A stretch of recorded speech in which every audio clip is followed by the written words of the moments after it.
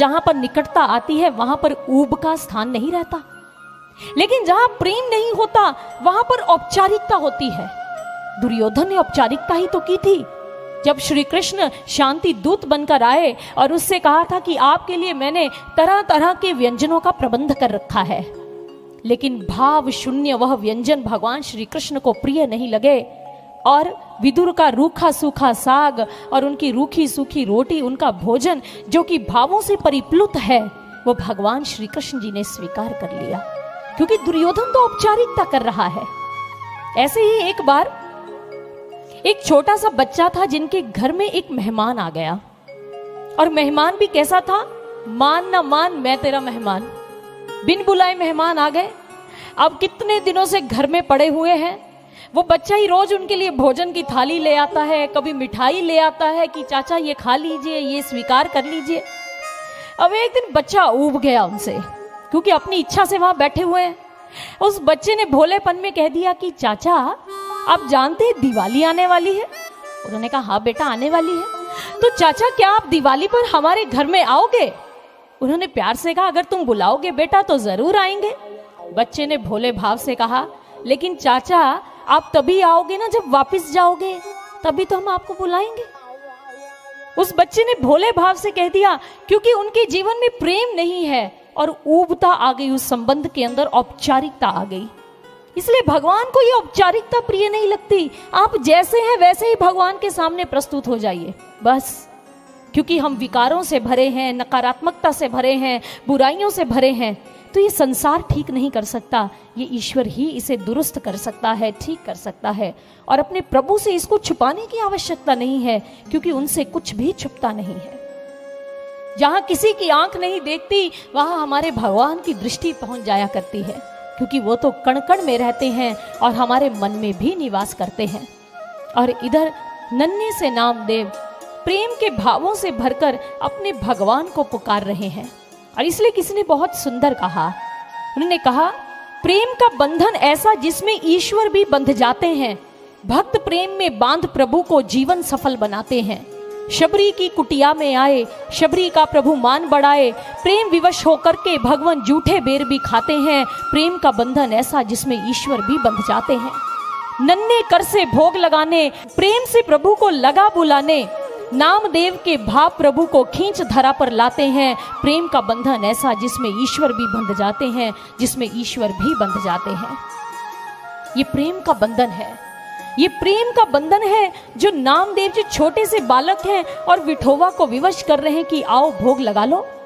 लेकिन उन्होंने देखा कि प्रभु तो आए ही नहीं भोग लगाने, तो नामदेव जी मन ही मन कहते हैं अच्छा पांडुरंगा, आज मेरे पिता नहीं आए हैं ना तुम्हें नैवेद्य देने, इसलिए तुम अकड़ दिखा रहे हो, क्योंकि इतने वर्षों से तुम्हें विठोबा उन्हीं के हाथों से खाने की तो आदत है।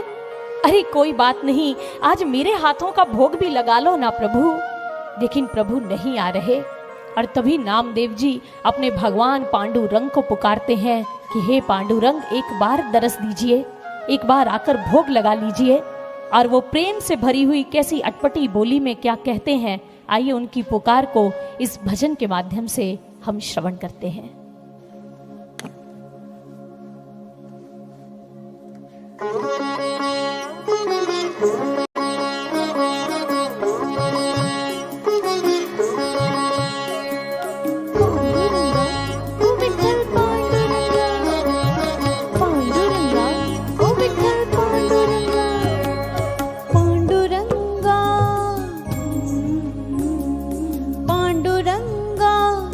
दरस दिखाना पांडुरंगा, दरस दिखाना पांडुरंगा, दरस दिखाना पांडुरंगा, दरस दिखाना। आके पूरी हलवे को, आके पूरी हलवे को भोग लगाना पांडुरंगा, पांडुरंगा दरस दिखाना, पांडुरंगा दरस दिखाना, पांडुरंगा दरस दिखाना, पांडुरंगा दरस दिखाना।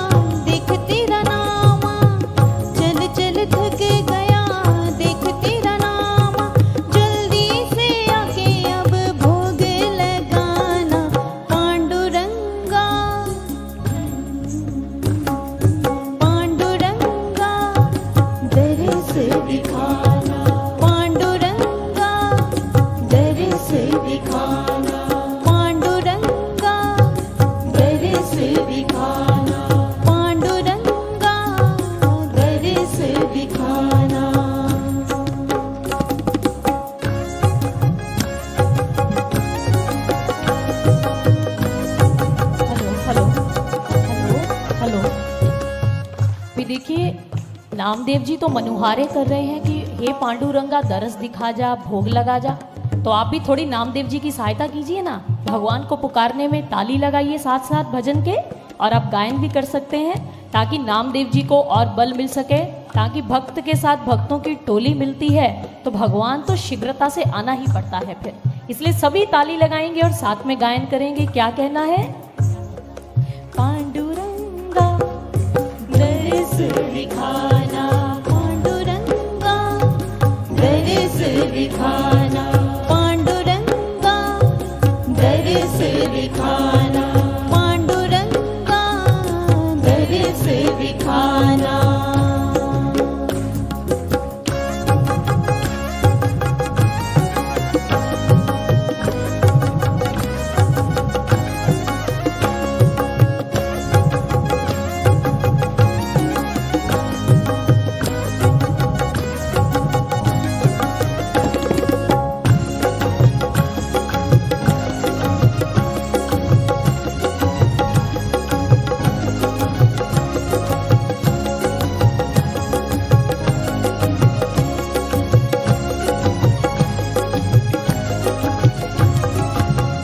भोग लगा के आई बोली है तू आना, आएगा तू जब तुझे दूंगी तब खाना। भोग लगा के आई बोली है तू आना, आएगा तू जब तुझे दूंगी तब खाना।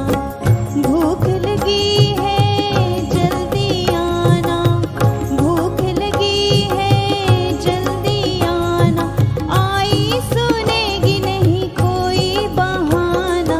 पांडुरंगा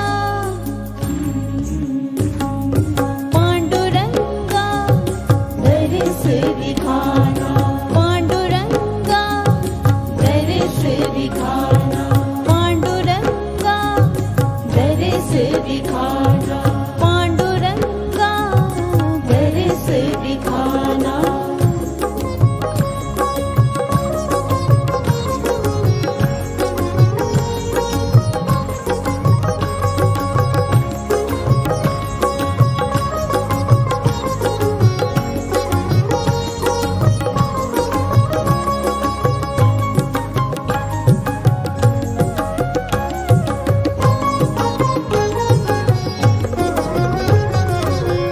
इतनी भी जिद तेरी अच्छी नहीं है, रूठे क्यों हो बाबा ने जो छुट्टी एक ली है।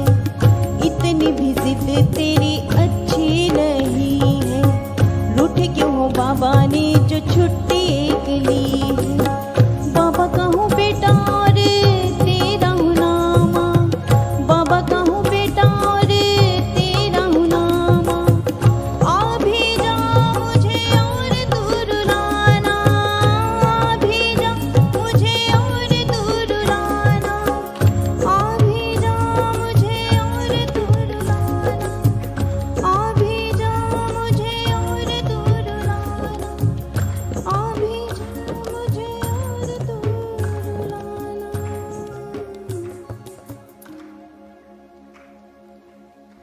तो इस प्रकार से नन्हे से नामदेव अपने प्रभु विठोबा को प्रसन्न करने की चेष्टा कर रहे हैं।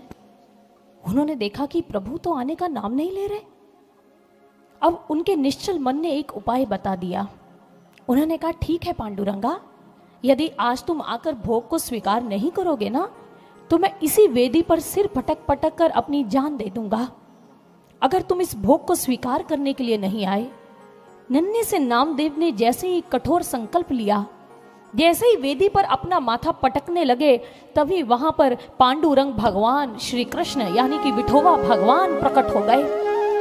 उन्होंने आगे बढ़कर नामदेव के भाल पर अपना हाथ रख दिया, कहने लगे नहीं नामा, नहीं, रुक जाओ वत्स, देखो हम तुम्हारा भोजन ग्रहण करने के लिए पहुंच गए हैं।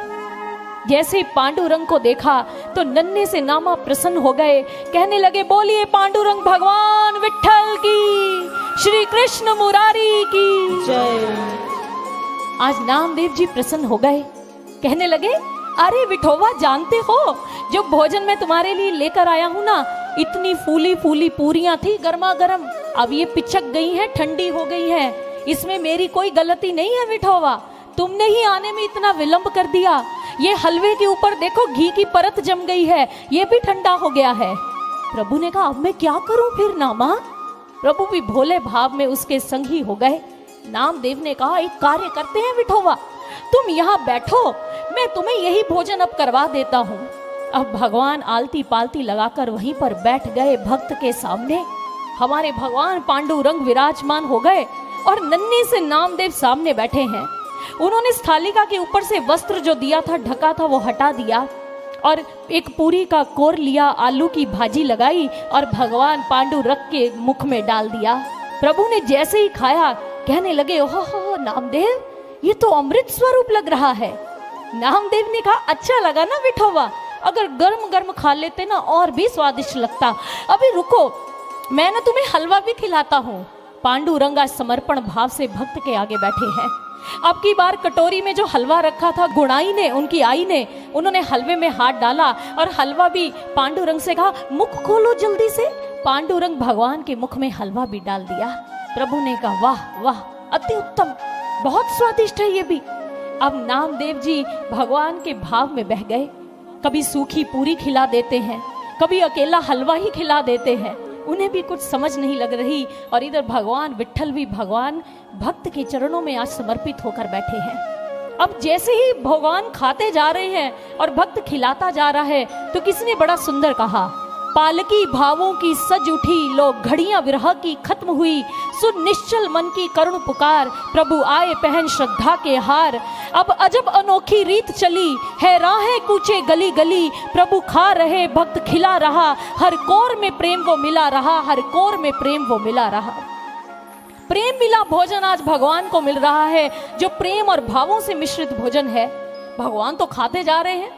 अब नामदेव जी की दृष्टि थालिका पर पड़ी और उन्होंने देखा कि अब भोजन की थाली में एक ही पूरी शेष रह गई है। अब भगवान ने कहा खिलाओ, और क्यों नहीं खिला रहे। नामदेव जी ने कहा बस करो विठोबा, अब एक पूरी तो शेष रहने दो, ये हमारे लिए प्रसाद होगा, अब और नहीं दूंगा। उस थाली को स्वयं ही समेट लिया, वस्त्र से ढक लिया और कहने लगे अब तुम्हारा भोजन हो गया विठोबा। पांडुरंग मुस्कुरा दिए, कहने लगे ठीक है, कल भी आओगे भोजन लेकर मेरे लिए। नामा ने कहा आऊंगा आऊंगा, तुम ऐसे ही खाओगे ना तो रोज खिलाने आऊंगा। भगवान ने वचन दे दिया भक्त को और भक्त ने भी उस वचन को स्वीकार कर लिया। अब कहने लगे जा रहा हूं पांडुरंगा, आई मेरी प्रतीक्षा कर रही होगी। भगवान देख रहे हैं भक्त को, भागते हुए वो जा रहे हैं। पंढरपुर मंदिर की सीढ़ियों से नीचे उतर गए नामदेव, स्थालिका हाथ में पकड़ी है और जैसे अपनी गली में पहुंचे दूर से कहा आई आई बाहर आओ। आई जैसे ही बाहर आई ने भी आगे से कह दिया चिढ़कर इतना विलंब क्यों हो गया है नामा तुझे, इतनी देरी से भी क्या कोई आता है। अरे आई मैं क्या करूं, पांडुरंग ही नहीं आ रहे थे भोजन करने के लिए, वो इतनी देरी से आए और जानती हो आई पांडुरंग ने सारा भोजन ग्रहण कर लिया, ये एक पूरी शेष बची है बस।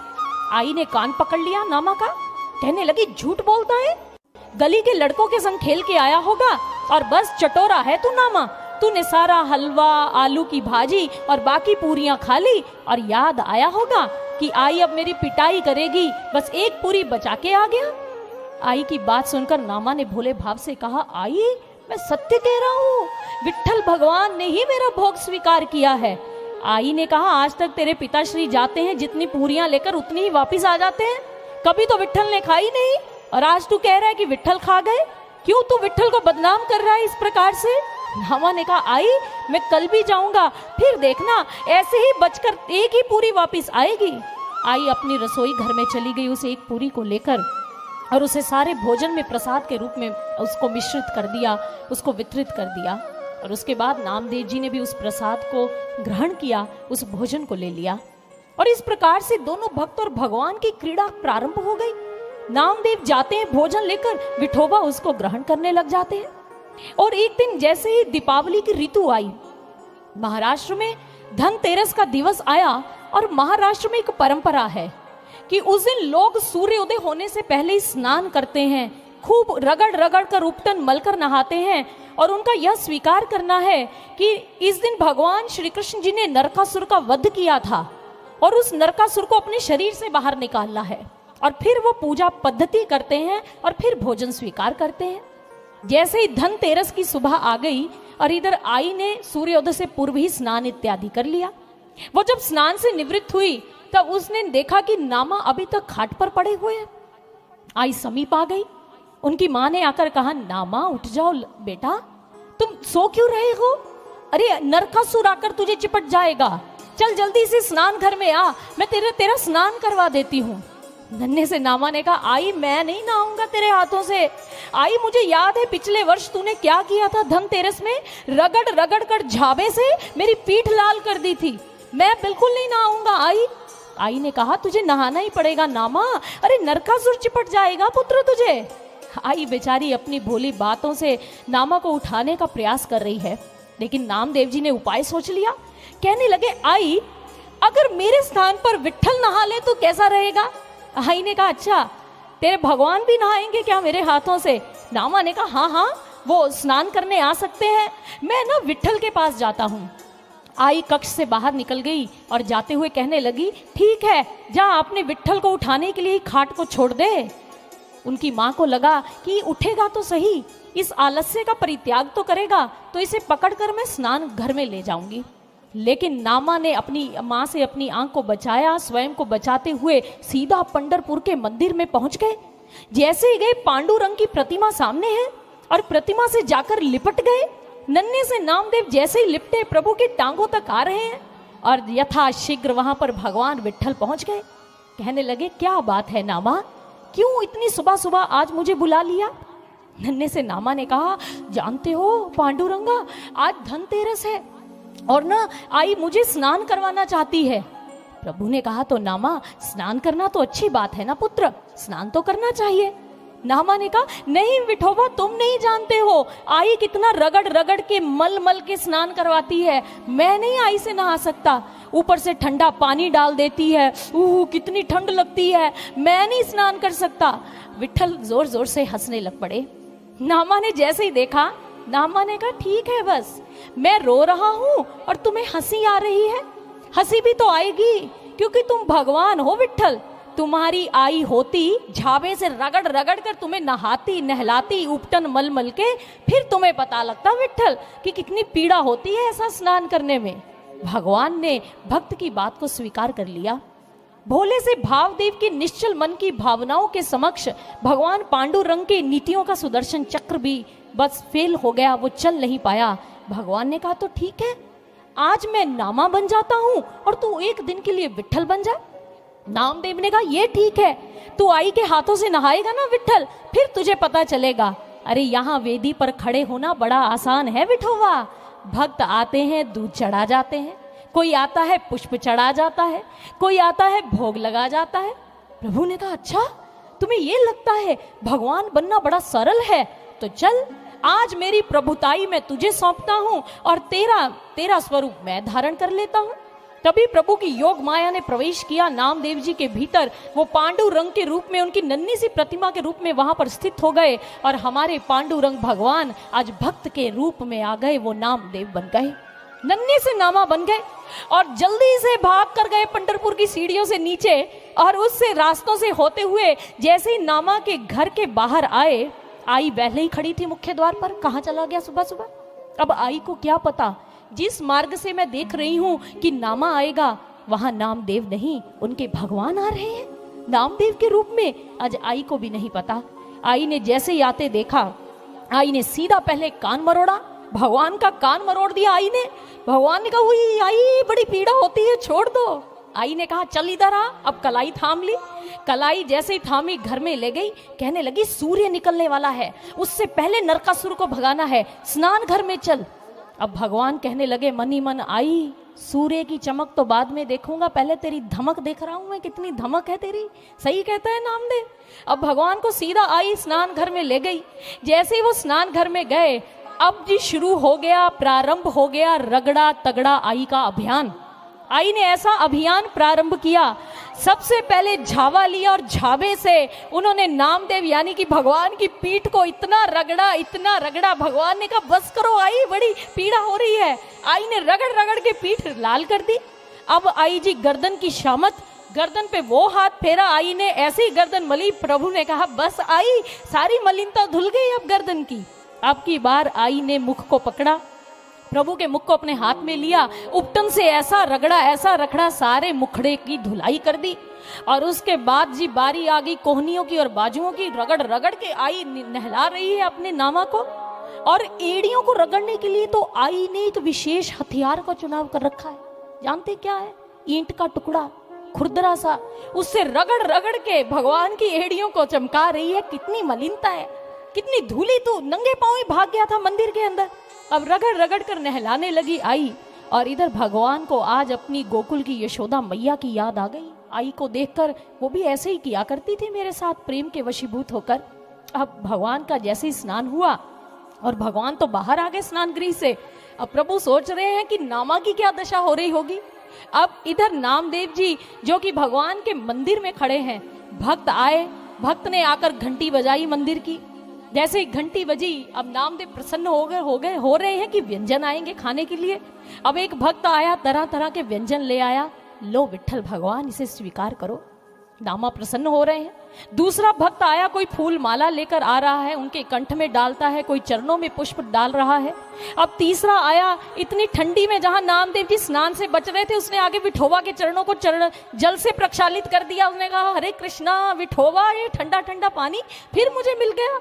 अब तो मानो नामा की शामत ही आ गई, सुबह से संध्या होने को आ गई। प्रभुताई का चक्कर उनके सिर से निकल गया, सारा भूत जो सवार था वो उतर गया। और इधर भगवान वापिस आ गए, कहने लगे आई ने बड़ा रगड़ा तगड़ा अभियान लगाया है नामा। नामा ने कहा देख लिया आई के हाथों से स्नान करने की दशा।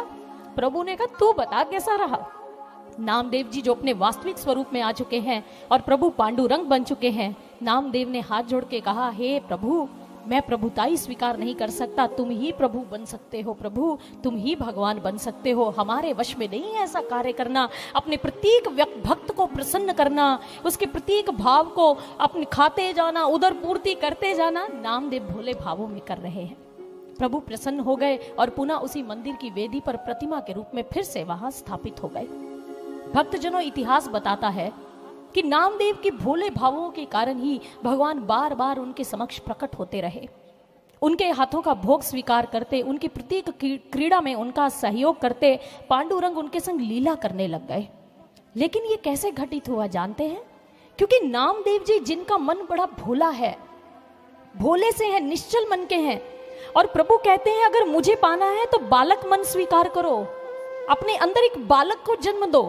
वह बालक जिसके अंदर कपट या अशुद्धि नहीं होती, उसके अंदर कोई धोखे की भावना नहीं होती, वो सभी को अपना ही मान लेता है। जो प्यार से मुस्कुराकर उसे देखता है उसी की गोद में हो जाता है वो छोटा सा बालक। तुम्हें भी ऐसा बनना होगा। एक बार एक संत अपनी जिज्ञासुओं के मध्य में खड़े थे।